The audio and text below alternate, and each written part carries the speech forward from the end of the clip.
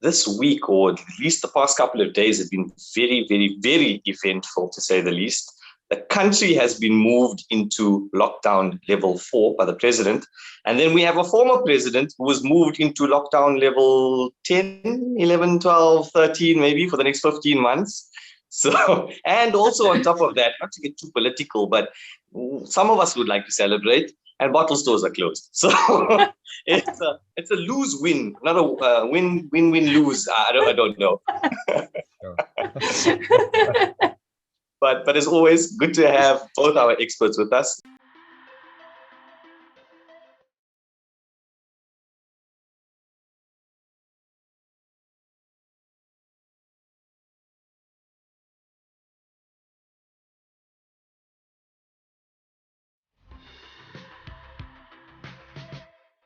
Yeah, maybe before we get started, I just want to extend my condolences to Marisia and her family for the passing away of her dad, Albert. He was an amazing person. He'd been in the construction game and property inspection game for many, many years. Like there's no one like him. He just knew everything. And you can see in the way that Marisia, runs the business, that she did take a lot from him. He is going to be sorely missed. And I just want to send out my wishes to the family. Extend my condolences. Yeah, shame for me too, Marisia.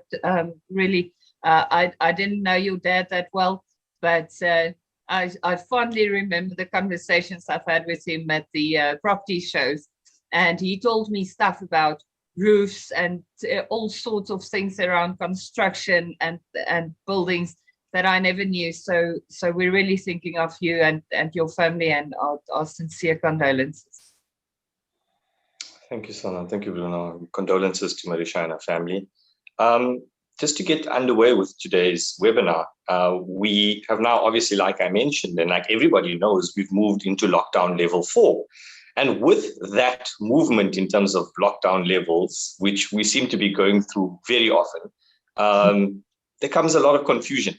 And that confusion also then will flow around the way that we deal with, or the way that the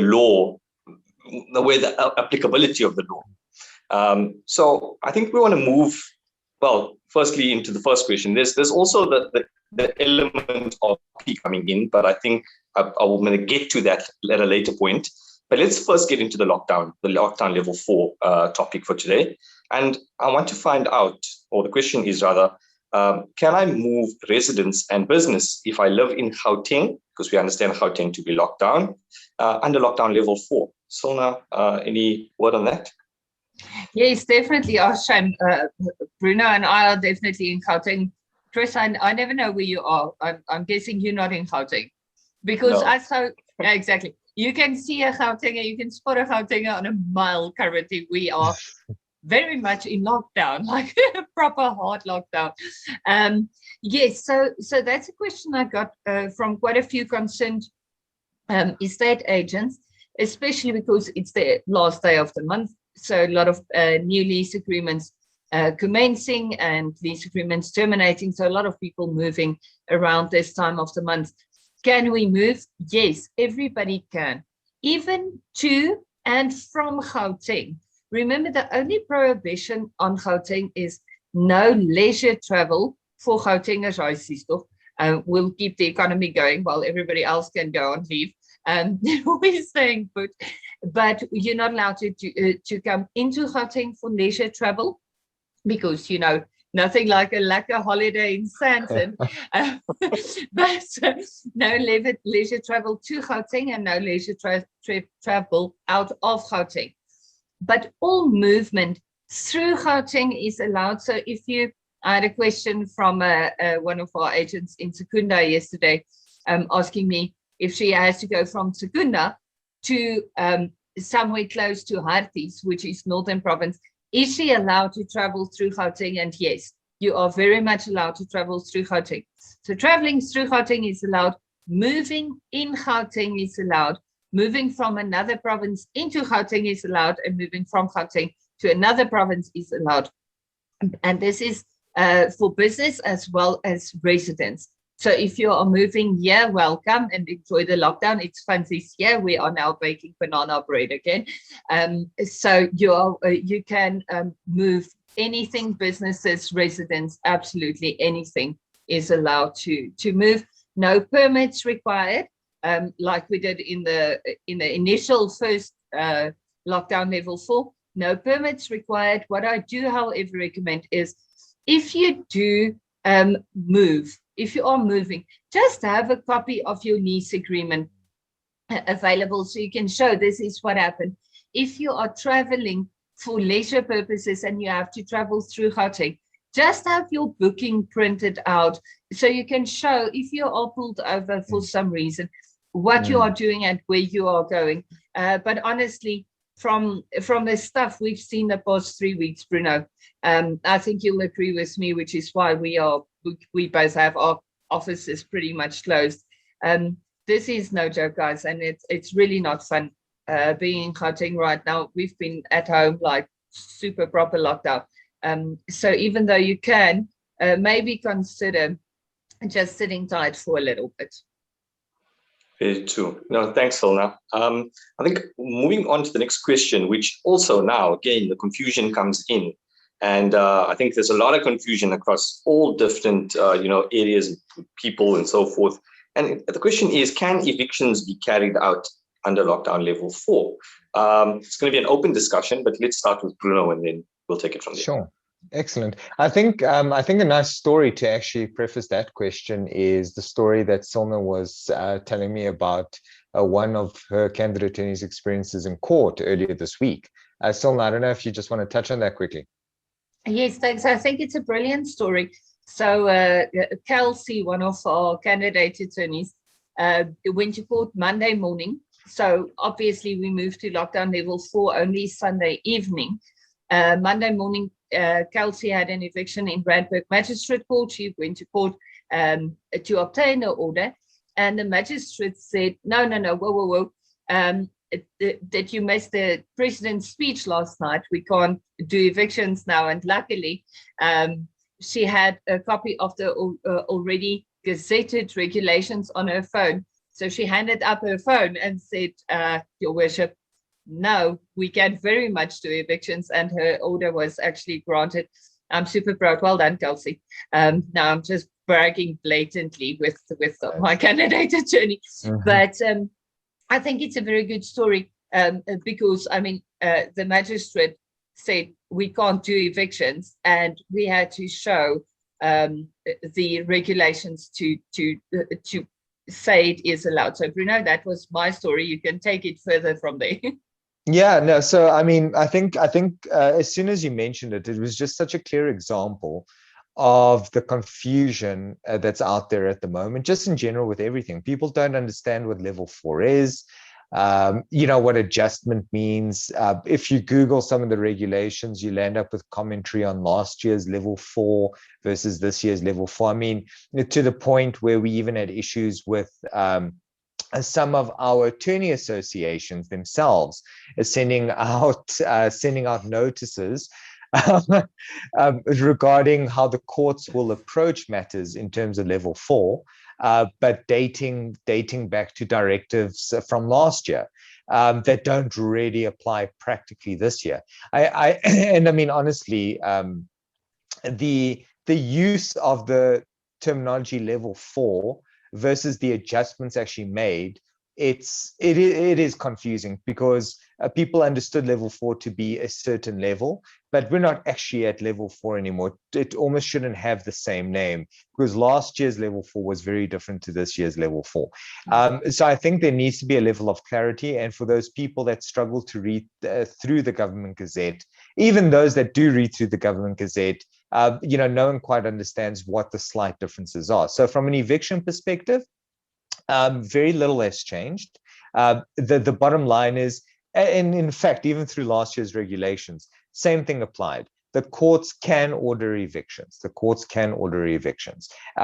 I think that was left as a discretion to the court, which is one nice thing. So everything else is very well regulated. And then as per normal, When it comes to courts and what courts can and cannot do, they kind of just leave it and go, well, you know what, let the judges decide that they're in a better position, or let a magistrate decide they'd be in a better position.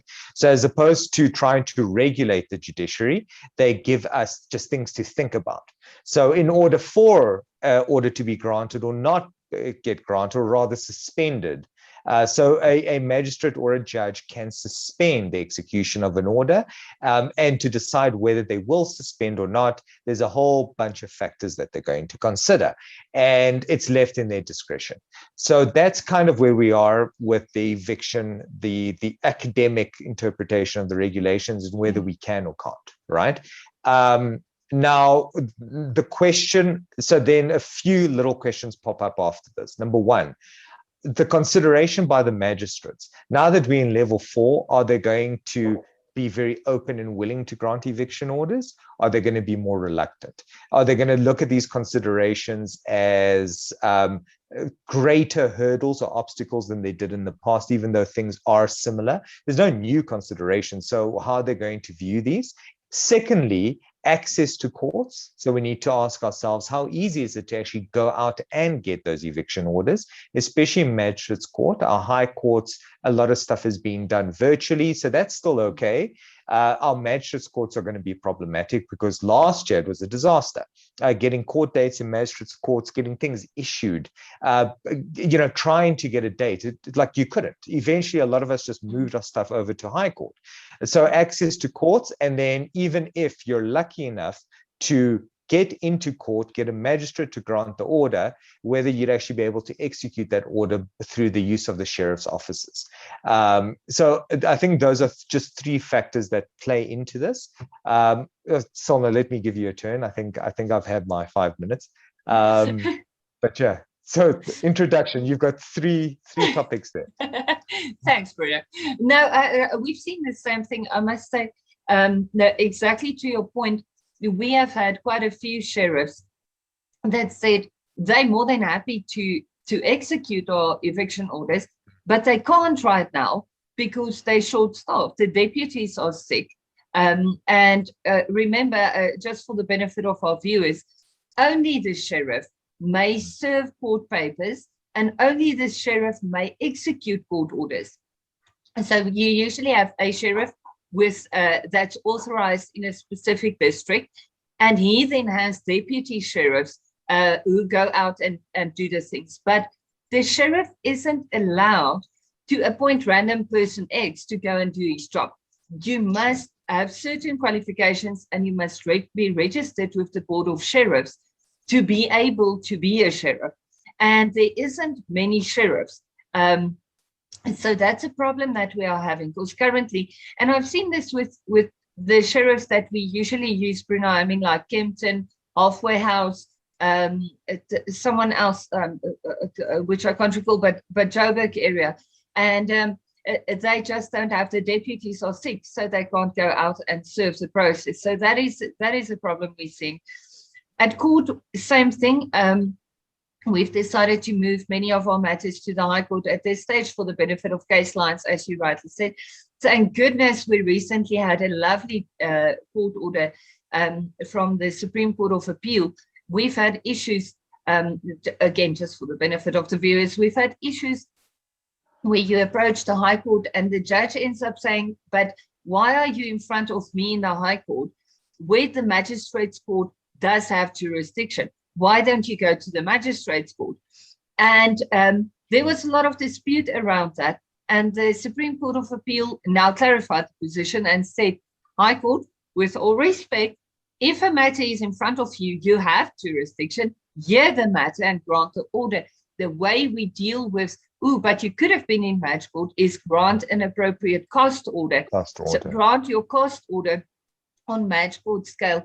And I think I've always been a big fan of the answer on limitation of access to justice when you go to the High Court is in the hands of the attorneys.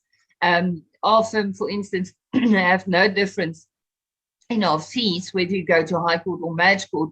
And I think that is the case with most firms.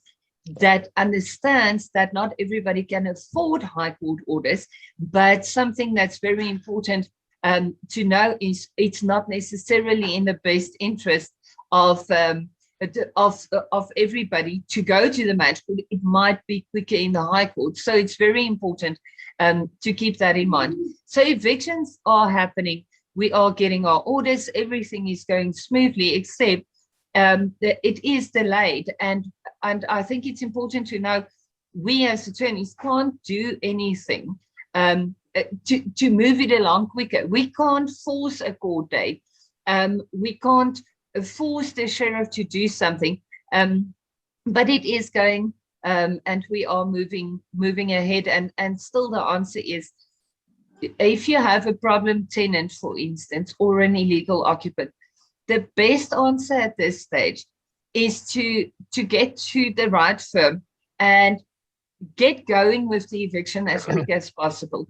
The moment an eviction gets opposed at this stage, it's a drama. I promise it's going to be much longer than we initially anticipated. Opposed evictions are taking much longer at this stage. And if you've disconnected your utility supply, or you've done a lockout or whatever, you and the tenant aren't going to be friends here. And there will be stronger opposition. So play nice and follow the law at this stage, but we are getting our orders, so don't stress about it. So just to touch, so just to touch on one thing that Silna mentioned. So sheriffs are struggling because of capacity, people being sick. So the reality is it's hitting a lot closer to home. The last time it was a question of, but, you know, yes, COVID is out there, but it's surprising enough, especially in Gauteng. So I'm not in any way underplaying this, but in Gauteng, and especially for us, we did not feel the same impact, even though the numbers were similar in December, and the numbers, you know, to a certain degree. Now in Gauteng, well, every second person, every second friend. So, you know, whoever felt that back then, you know, you have my kind of sympathy, because I don't think a lot of us didn't realize the impact. But especially with this variant and things like that, it is quite worrisome. But the reality is every second person is impacted. So most offices are actually closed because of infection or contraction, as opposed to just being closed for safety. So that's the first thing. But what's also a very interesting thing that we just need to bear in mind is also interpretation of regulations, which is why we wanted to clarify what can and can't be done. And I'm hoping that this video will be shared enough for people to start debating, questioning, putting questions up on the group, you know, sending their submissions, you know, especially around other lawyers and sheriffs and things like that, because we want clarity. We want to know what's happening. And one thing that I tend to find that causes difficulties interpretation of existing court orders, for example, whether, you know, certain things can now be effected. You know, because of the change of regulations, you may find that even certain sheriffs might choose not to do it because they feel that the order doesn't provide for execution within this alert level now. And I don't necessarily agree with that. In fact, I feel that because the court granted the order, it should be enforceable. But I can understand if there's an argument to say, well, it granted under this level, so at this level, it shouldn't be enforced. What we also do need to remember, and I think kind of like putting everyone's mind at ease, we're hoping this is only going to be for 2 weeks, because as soon as we go back down, you know, things hopefully do normalize. But you know, we're having this conversation so that people can also plan ahead and kind of understand that get things started now. Don't expect that it's going to be 2 weeks and everything's going to be perfect again, because we remember last year's first 3 weeks that, you know, ended up going on for a bit longer. If these numbers don't drop because people aren't taking it seriously, we might be in for some other adjusted form of lockdown. So let's just anticipate things are going to keep happening. Life needs to carry on. Play safe, but don't stop what you're doing. If you need to start the process, start now, so that at least the ball's rolling. Even if it is going to take longer, at least you've started. Don't wait a month and then realize you've just lost an entire month. I think that's such an important point, Bruno, because people want to wait for things to get better before they get started. But remember, everybody is doing that. So just get ahead of the queue. It's going to take long. I'm not even going to sugarcoat it, but it's taking longer, but it's moving, and yeah, the quick action is important. Cool. So I can't pretend to be a sheriff and rock up at people's houses and go like, howdy, ma'am, I'm your local sheriff and I'm here to serve these papers. No, that can't happen. So it will be entertaining. It will be entertaining, though. And strange, and very strange. I had to break all of that seriousness with a bit of silly childishness from me. So I apologize. No. Never apologize for a good giggle. Let's quickly move on to the next question, which is, may estate agents trade under lockdown level 4? Let's open it up. Solna? Yes. What do you say? Okay. That was it. Yes. Agreed. Yes. Bruno? Yes. Well, let's move on to the next question, which is, how will viewings and inspections work under lockdown level 4? I'm going to go back to Solna. Please don't just say yes. I don't have a yes for that one. The thing is, remember, we are in a situation countrywide where we really need to be extra cautious. I think I will say this now, and I'm not proud of this, and you guys are allowed to laugh, but I still remember when we had the first case in Durban. I was like, yeah, see, I'm safe in Gauteng. It's in Durban. I'm sure that people will be clever and leave it there and, like, you know, not anyway. We just sometimes want an attorney needs a very high level of almost crazy, unrealistic optimism. Otherwise, you will seriously not survive. So exactly, Bruno, when you said, let's hope it's going to be 2 weeks, and I said, yeah. That's the kind of optimism you need when you're an attorney. So what I really want to caution everybody about is, as much as we feel it very hard in Gauteng right now, like seriously, if you're not in Gauteng, what we're experiencing right now isn't what we experienced in the first and the second wave. It's not pretty. It is absolutely horrific. Either people are sick, know people that's sick, or they're mourning the passing of friends and family. It's really no joke currently in Gauteng. It is pretty chaotic. So for everybody else, don't take my advice now, just if you're in Gauteng. Everybody, if you do an inspection or if you do a listing or a viewing, take my advice, even if you feel like you're in a safe area, be overly cautious. So all of these are allowed. What I recommend, though, is keep it as simple as possible. If you can do a virtual inspection, do that. There's amazing software out there. I will share again a video that I've done in last year at this time about on virtual inspections. I'll share that on the group a little later. You can watch that again. Basically, what we're saying is, do the inspection, but don't be 50 people. You only need the landlord and the tenant, or the agent on behalf of the landlord and the tenant. Don't be the agent and the landlord and the tenant's sister and the tenant's uncle, and then the landlord's auntie, just for good measure. Stick to 2 people and stay 2 meters away from each other. Masks aren't made to wear when people can see you. Masks are made so you can keep your own virus to yourself and not spread it around. Wear your mask, sanitize, ideally stay outside. So what the agent, for instance, walk through, fill in the form, now to have a conversation outside in the air, 2 meters apart from each other while you are wearing your mask.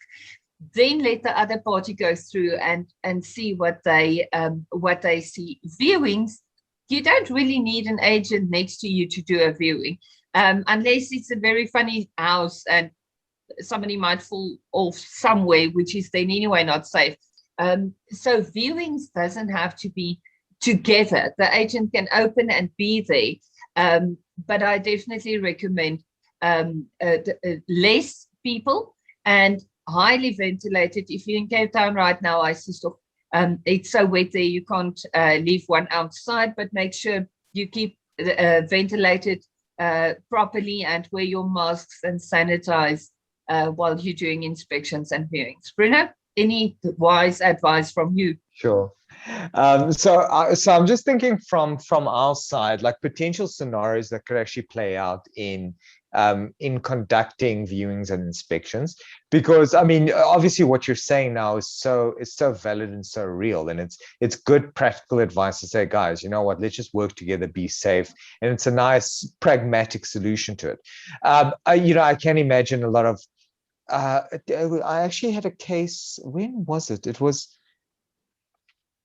today. Like, it's some of the strict protocols that some estate agencies actually put down when it comes to inspections and viewings, that they're so strict that they've been unable to actually move towards the safety of doing it virtually, and they don't understand that concept. So inspections have to be done in person, have to be done in a specific way. Viewings have to be done in person. So admittedly, there's a lot of businesses out there that are looking at, but does the law permit or not? So I think the best answer to this is, you guys are allowed to trade. You can do it, right? Just remember that you also need to look at it commercially, like how many people are going to be willing to do this with you? Are they going to be willing to actually come in the house? Yes, so inspections, I do understand the difficulties there. You do need to check everything. Doing it over camera might cause difficulties, maybe not. But you are allowed to do it. You are allowed to insist on it being done. But now remember, there is still constitutional provisions regarding people's safeties, and that's where still is pragmatic advice. So this wasn't just about advising people on how to do things and be safe. We're also looking at it constitutionally. The reality is, if you're telling a tenant, well, we have to do it, and you pitch up there without a mask, to a great degree, you're looking at issues in the regulations. You're looking at issues on the way that you're doing it. If you're not keeping social distance, if you're not doing all those things, these are issues. So you're allowed to conduct your job. You're allowed to do inspections, allowed to do viewings. You're allowed to insist that it be done on person, but the regulations still apply when you're interacting with these people. So be careful with it. If the person's sick, that's a completely different thing. And I suppose we'd have to look at it on a case-by-case scenario. But if you do have a tenant that's sick and now he's stuck and in isolation, obviously, and I mean, again, logically, now you can't go, but you need to go, because it's not really going to work out that well. So you're going to need to approach that with some level of logic. There would have to obviously be a tender for whatever period of time he's there. Doing the inspection is going to be difficult. So you can adjust around the specific needs. Legally speaking, though, you obviously would not be able to enforce an inspection of this guy's house while he's sitting there sick. That's not the way that it works. So yeah, the legal and the pragmatic actually do fit in well hand in hand. The regulations are there, so you're allowed to do your job. Just be careful how you actually do your job. I think, I'm sorry, Chris, I clearly see you have another question, but I just want to latch onto something Bruno said. Yeah. What about a tenant that tested positive and he's isolating and his lease agreement comes to an end? That's actually a question I'm getting. And it's one of those things that I'm thinking, landlord, with all respect and love, but this is sort of obvious, because if somebody tested positive and is in isolation means you need to stay exactly where you are. So what I recommend, again, practical. Look at me, I'm so practical tonight. It's absolutely amazing. Practical advice there. Say, for instance, you have a tenant that should be moving out tomorrow or today, and you already have another one that has to come in. The thing is, we're in the middle of a state of disaster. Okay, so your lease agreement will definitely say, if you as the landlord can't give occupation as a result of something out of your control, nobody can claim anything against each other. And what I recommend is, the moment the tenant tells you, listen, I tested positive, go count your 14 days that the guy needs to be in isolation, already let the incoming tenant know, listen, just sit tight, you will only be able to take occupation later. I do know that if you tell the incoming tenant that the guy in the property tested positive and had COVID, then he's going to be a little paranoid, and there will have to be proper sanitization and decontamination of the property on the account of the exiting tenant, because remember, he got the property without COVID, now he's leaving it with COVID. He has to uncovid it, so it's his the obligation is on the tenant to decontaminate.